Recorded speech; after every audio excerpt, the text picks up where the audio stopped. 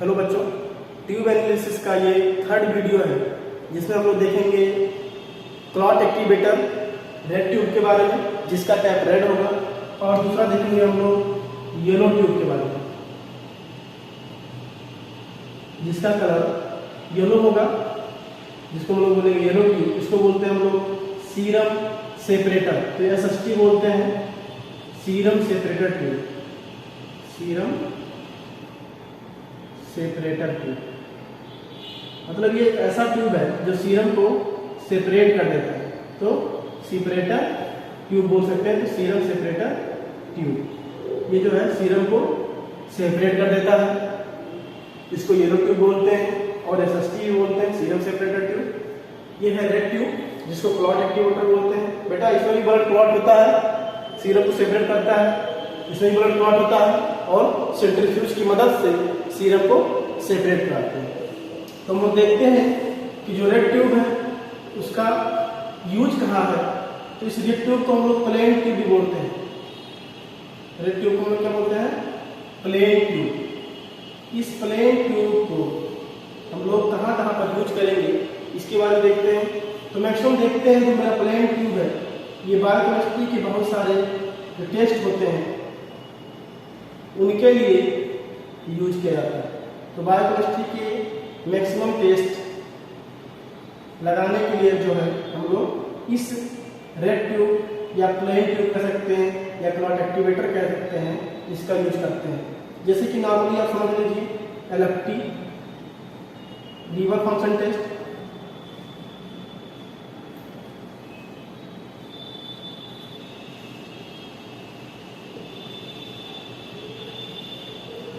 KFT kidney function test,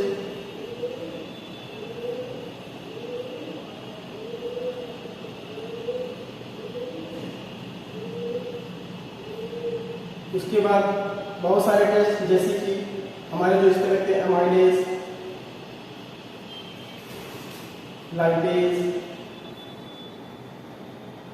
urea, uric acid, electrolyte with serum,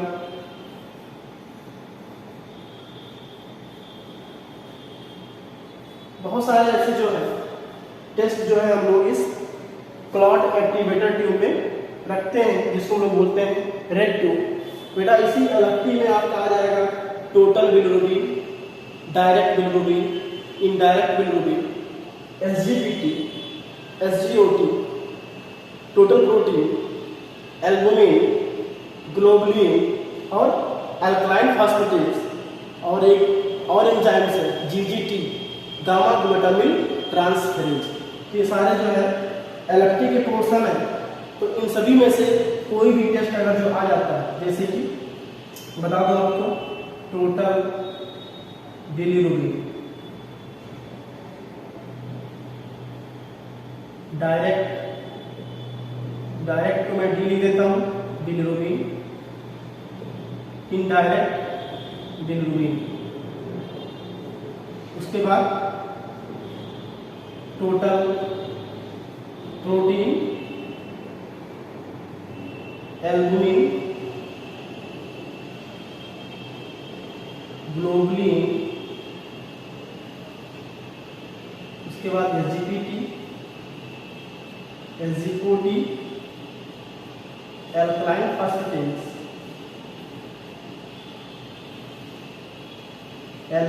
phosphatase, और GGT, gamma ग्लूटामिल transferase. तो ये सारे जो है लीवर फंक्शन टेस्ट के पार्ट हैं। कितना टेस्ट जो है लीवर फंक्शन टेस्ट हम लोग लगाते हैं। तो इसमें से किसी भी प्रकार का टेस्ट अगर जो आ जाता है तो उसको हम लोग जो है रेड ट्यूब में रख सकते हैं। इसी प्रकार दूसरा क्वेश्चन हम लोग देखते हैं किडनी फंक्शन टेस्ट में क्या क्या आते हैं। तो किडनी फंक्शन टेस्ट में बेटा आपका क्रिएटिनिन,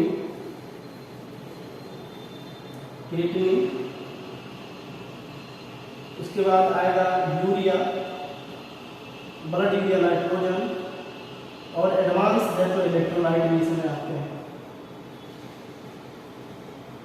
जिसमें हम लोग सोडियम, पोटेशियम और कैल्शियम, इन सभी का टेस्ट जो है लगाते हैं। तो that the KFT kidney function test में इतने सारे test, LFT liver function test, लाइकेज, एमाइलेज जो हम लोग पेनक्रियाज को डायग्नोस करने के लिए करते हैं बेटा, यूरिक एसिड और इलेक्ट्रोलाइट्स जो ऑलरेडी यहाँ पर देख चुके हैं। तो ये सारे चीज़ जो है हम लोग रेड ट्यूब में रखते हैं। इसको आप जो है स्क्रीनशॉट ले लीजिए, उसके बाद आपको बताते हैं येलो ट्यूब के बारे में, और येलो ट्यूब खास क्यों है इसके बारे में बताते हैं आपको।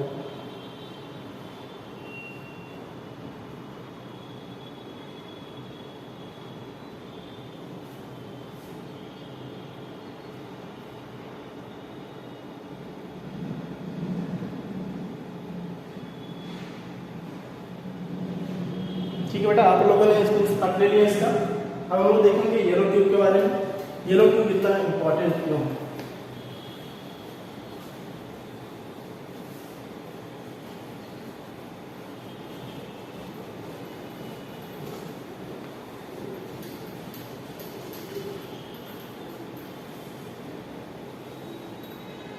येलो ट्यूब की बात करूँ तो येलो ट्यूब को हम लोग SST ट्यूब बोलते हैं, जो मैंने अभी बता रखा, सीरम सेपरेटर ट्यूब। और इस SST ट्यूब में जो है सिलिका पार्टिकल पाया जाता है, सिलिका पार्टिकल और पॉलीमर जेल। यही पॉलीमर जेल जो है और सिलिका पार्टिकल्स सीरम को सेपरेट कराने में हेल्प करते हैं। इसमें जो है हम लोग जो इसका यूजेज है, यूजेज इसमें हम लोग देखेंगे कि सीरम एनालिसिस के जितने भी सारे टेस्ट हैं, सीरम एनालिसिस के जितने भी सारे टेस्ट हैं, अगर जो हम उस टेस्ट को बाहर भेज रहे हैं तो मैक्सिमम चीज़ें हम लोग येलो ट्यूब को यूज करते हैं। कोई भी स्पेशल एंजाइम्स, जितने भी स्पेशल एंजाइम्स हैं, जैसे कि कह सकते हैं स्पेशल एंजाइम्स में FSH follicular stimulating hormone, LH utilising hormone, prolactin, AMH,